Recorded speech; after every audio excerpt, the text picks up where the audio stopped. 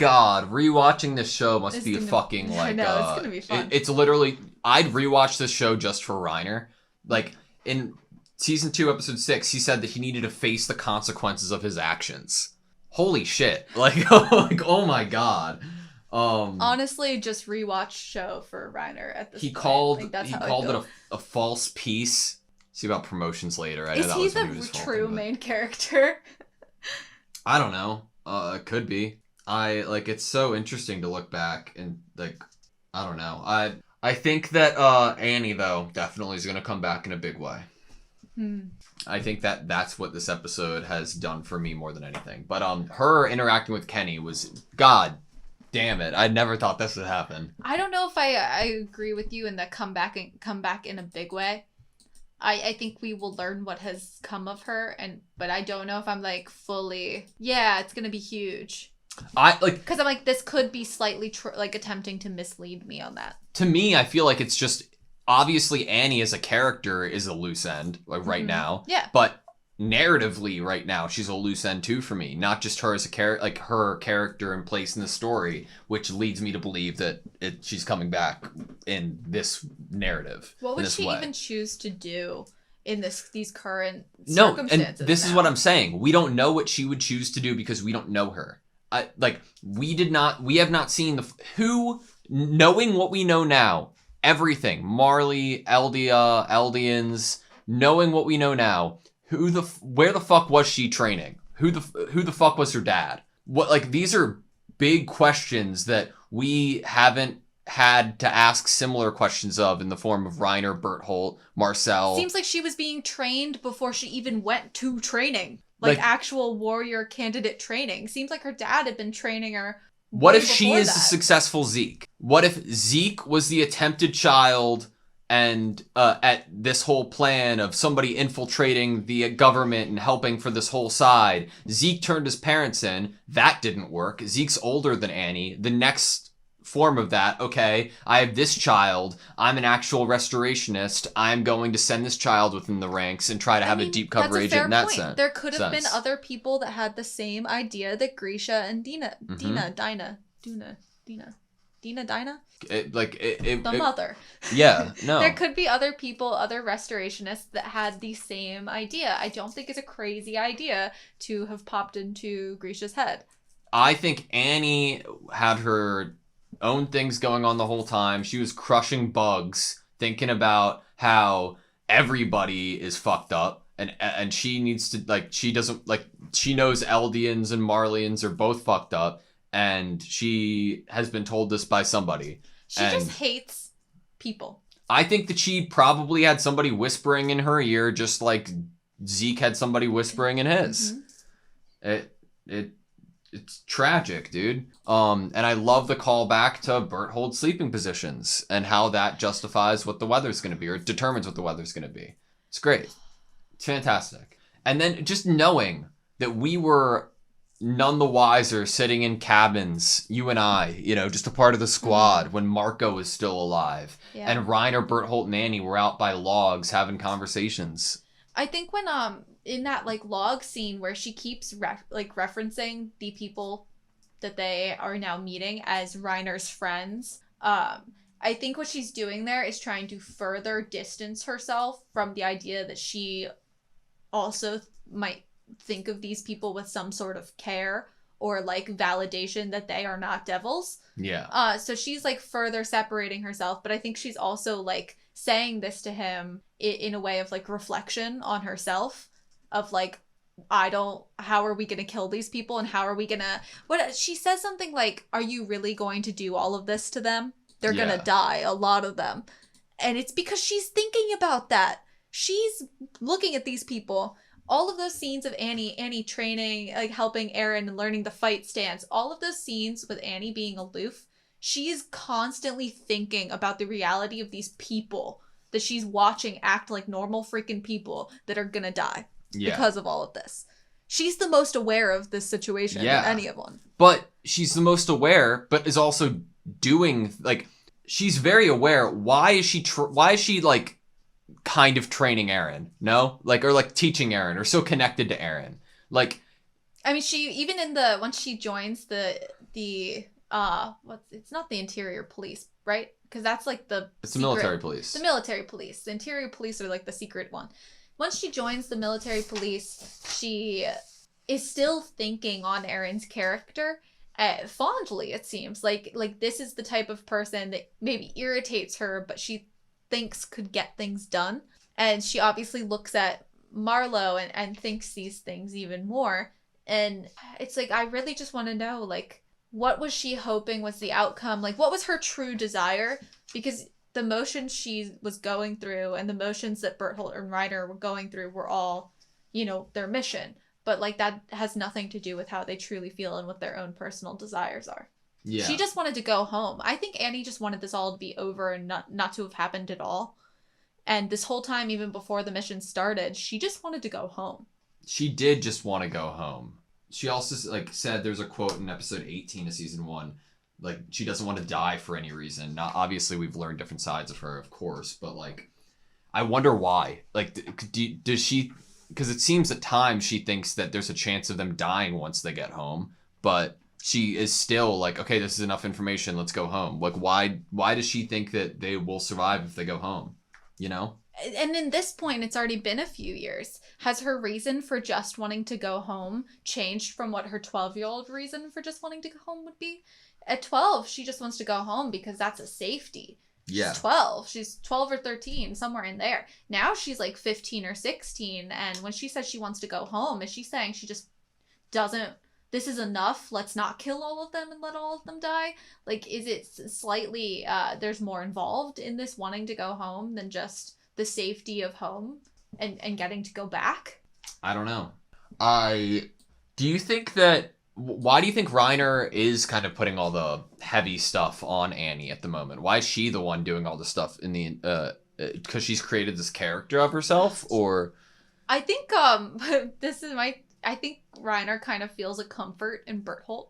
Like, he needs Berthold to be there for his own, like, mental safety. Yeah. And I feel like he sees Annie as someone who can unfaze themselves and just get something done without being emotionally affected. Yeah. And I think he recognizes that in her, and that's why he puts this stuff on her, is maybe because he's like, as a leader, he's delegating. Like, he's like, I can't do it. I'm not going to admit that I can't do it. I'm just going to say that Annie is the best one for the job. And I also need my best friend to be here to, like, be with me.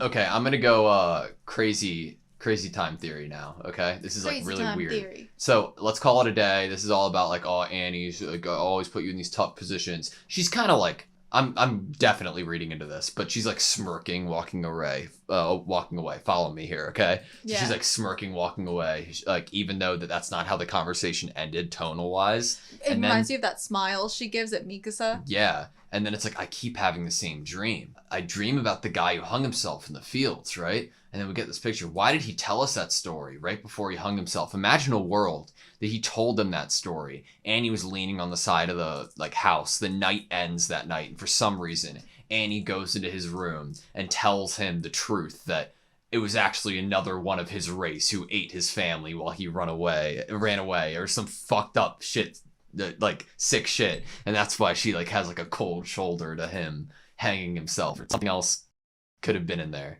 I don't know. I'm not sure. Her body language is very signature to her. It's very interesting. To the idea that she is just aloof and trying to not have...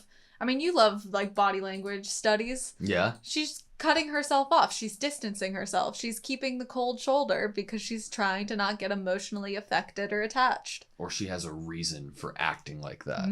It's all a facade. I don't know if it's all a facade. I think that she knows something that has put her in she knows something that has put her in a unique position that nobody else in the show has been put in, maybe until Eren now. I think that her father had, like, okay, God, we're going to have to go back to the scene. What did her father say about the fight that she was having in the season finale of season 1? After seeing the dialogue in that scene, doesn't that hit you different? Yes. Thank you. Totally. Okay. Your dad was wrong, but it's too late.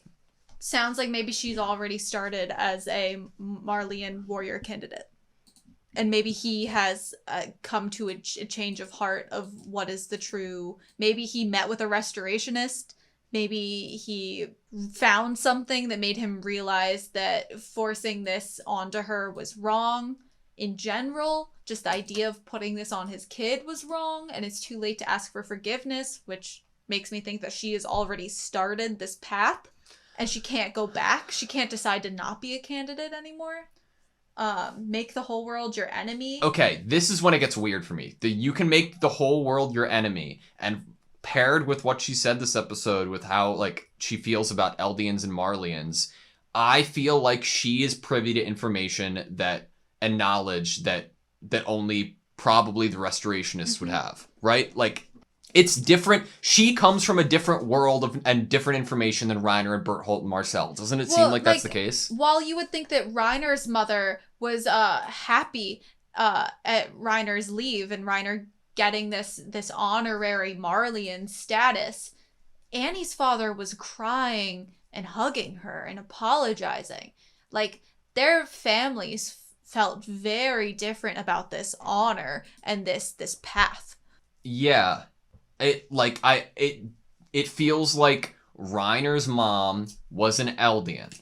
It feels like Annie's mom or Annie's dad was an Eldian, but also a restorationist.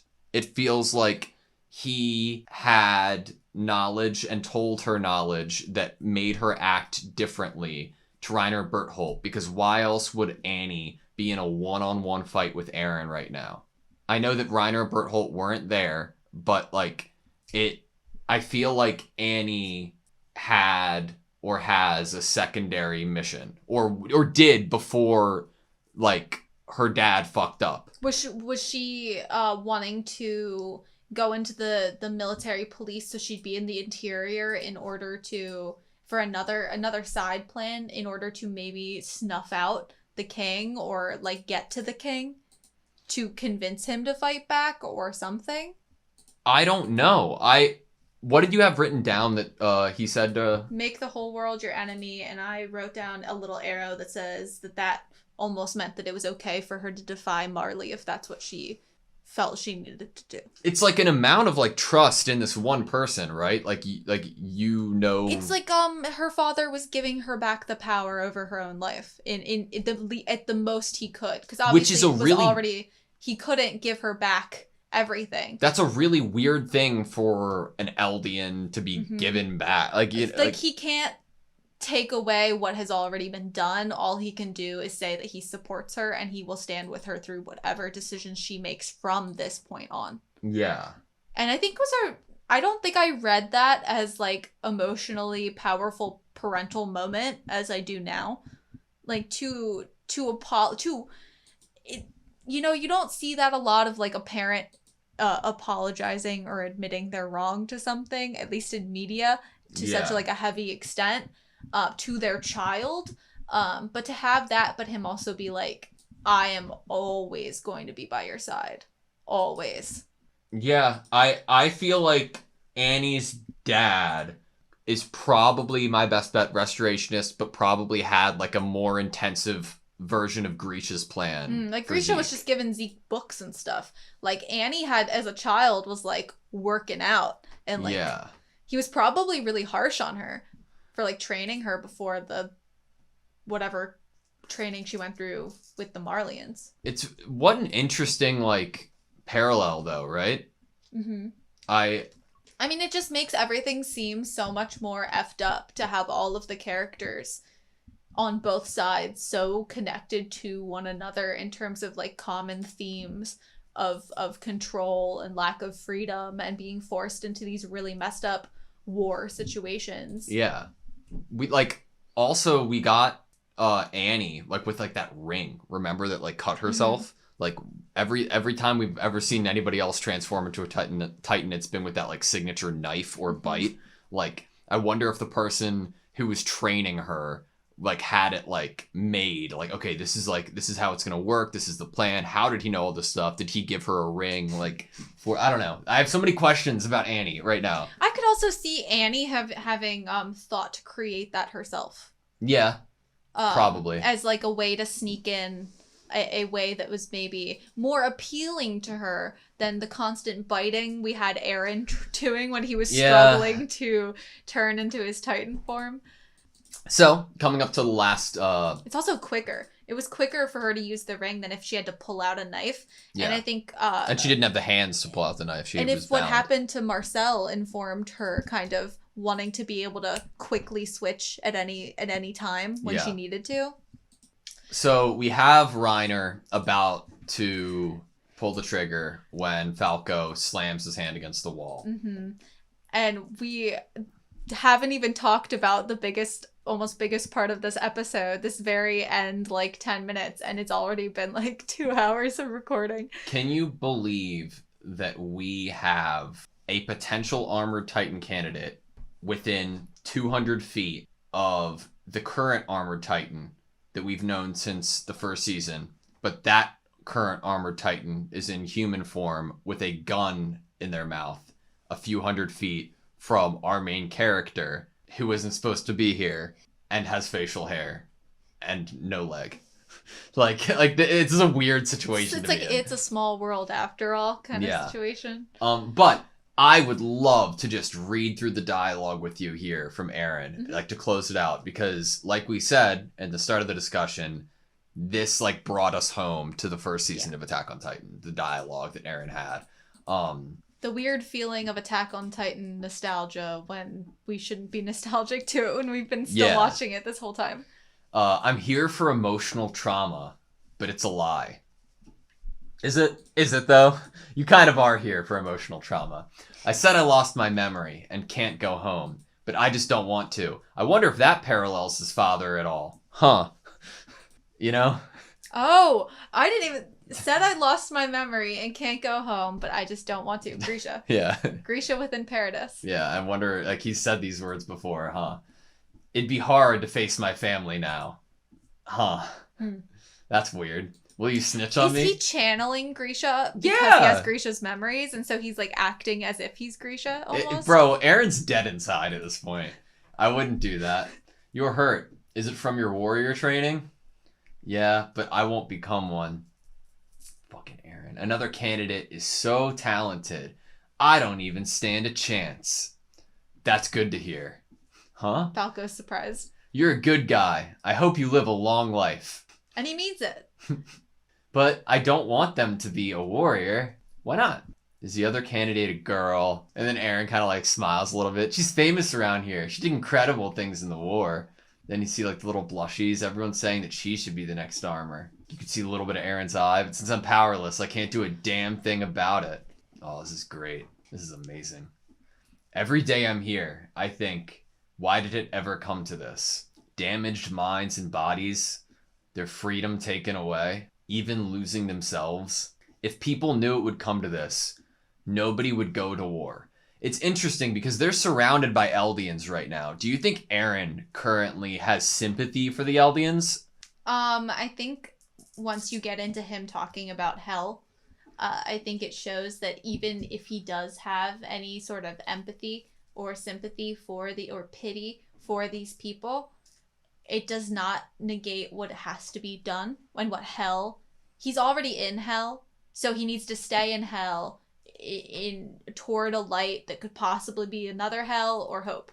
And I think that that's him basically saying that at this point it doesn't matter of my feelings or anything like that because I'm already in this situation and I just need to try to find the better future if it even exists. Do you think Eren thinks very little of Reiner now seeing this? Do you think that he's like, you are living with these people, you're given this power, and you still choose to follow the people who do this to your own race?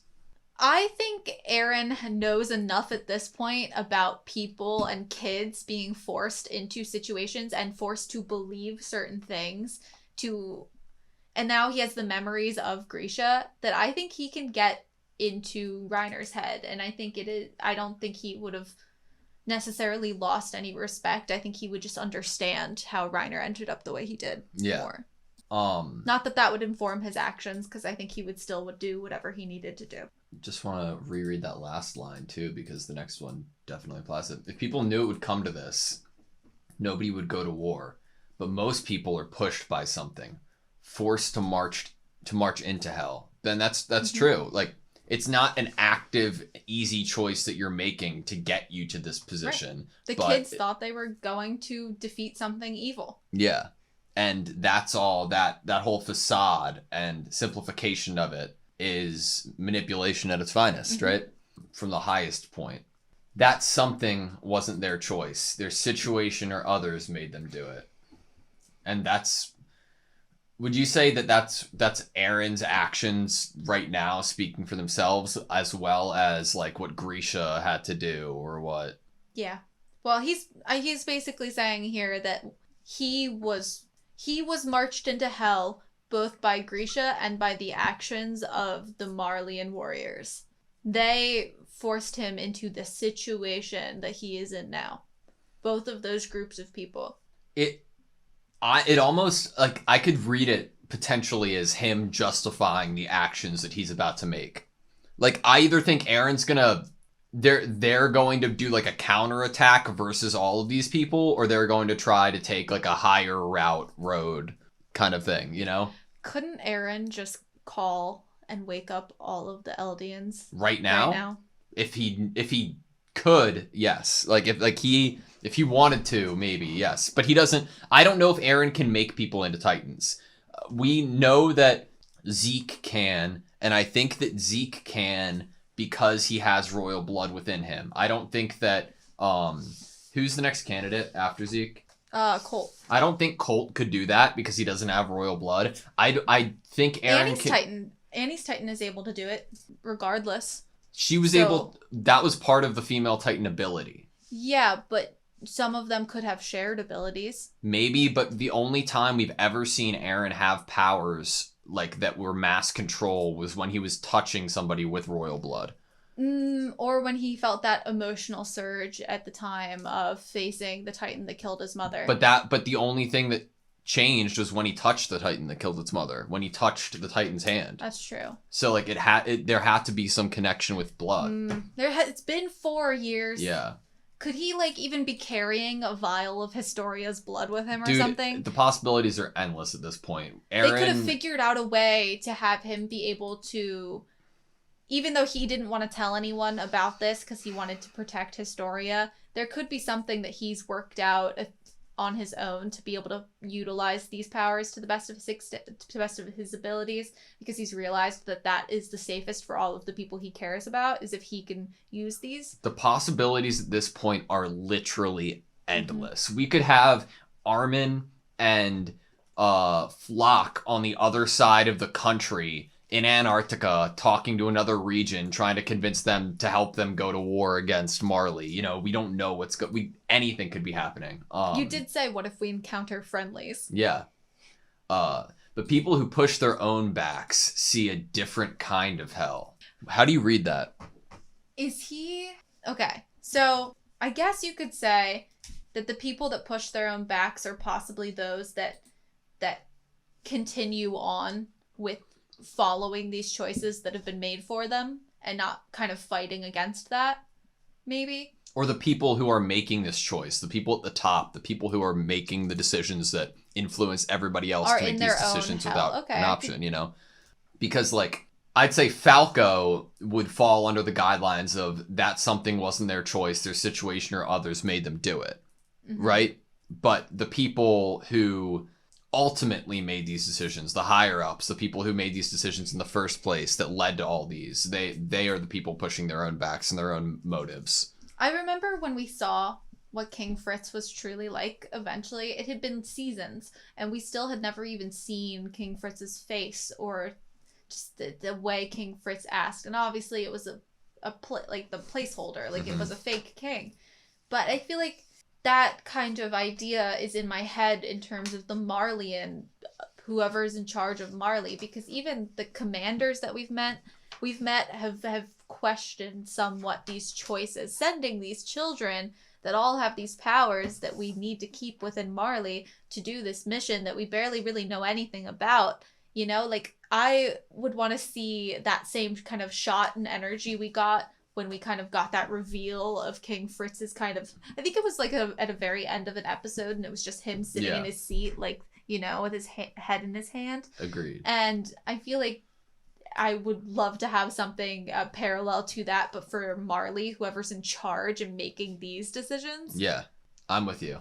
That would be chilling. Mm-hmm. Next line. But people who push their own backs see a different kind of hell. They can see something beyond the hell. It might be hope. It may be another hell. So he's talking about himself, no? Okay, so yes, if you're pushing your own back, then you are active in this world, and you are actively pushing to get somewhere else. Yeah. You're pushing your own back. So he is talking about he is someone who might have been forced into this, but he is taking it and running with it. He's trying to go somewhere else. He's trying to move forward. God, does he look fucking tired and tortured? Uh-huh. Yeah. I would love to know what's going through that man's mind. Things. It's just, I don't know if I want to see inside his mind. I'm saying, obviously I do want to know, but I'm like, ooh, bet it's cold in there. Better bring a jacket. Yeah, do you think it's like I want to see these people for intel, or I want to see these people firsthand before I make a decision? Because do you think that Eren now knows how dangerous he could be and what weapon he has in his hands? Mm-hmm. I think the people of Paradis, or at least the people that we've followed for all of these years, are the most informed out of everyone. They know the true weight of all of this. They know the cycle. They've seen this cycle, and they are aware of it now. Yeah. Of just war and having people do what you want them to do, seeing people as lesser and how that could lead to a lot of suffering. So I don't really know what decision is best for him to make, because I couldn't necessarily say that he wouldn't sacrifice a lot of the Eldians that are within Marley, or kill a lot of Marleyans as well, for an eventual endgame hope that he might see in his hell. I think it's just kind of like you're in a war, and hopefully when that's over, there is something better. One last thing that I had written down that I forgot was just the thought of how weird the branch, sitting on the tree branch episode is now, thinking back in retrospect. Like, think about the specifics of when Ymir was dissecting who the orangutan could be and how that could have been Reiner and Bertholdt's way home. Mm-hmm. Like, just thinking about how all that went down now, knowing that Ymir was pushed off the wall that she was, and just where she is now, you know, it's a lot to think about. I don't know. I still want to do a Ymir dissection Me video, too. But and I just want to rewatch everything in general. Yeah, I don't know. You good? Yeah. Thank you guys so much for watching this video. Please like, comment, and subscribe, and we hope to see you next time.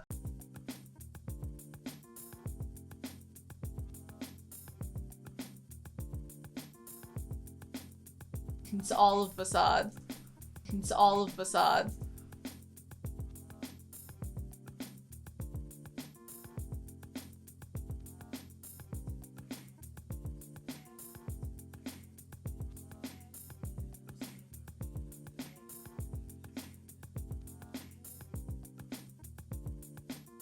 It's all of facades. It's all of facades.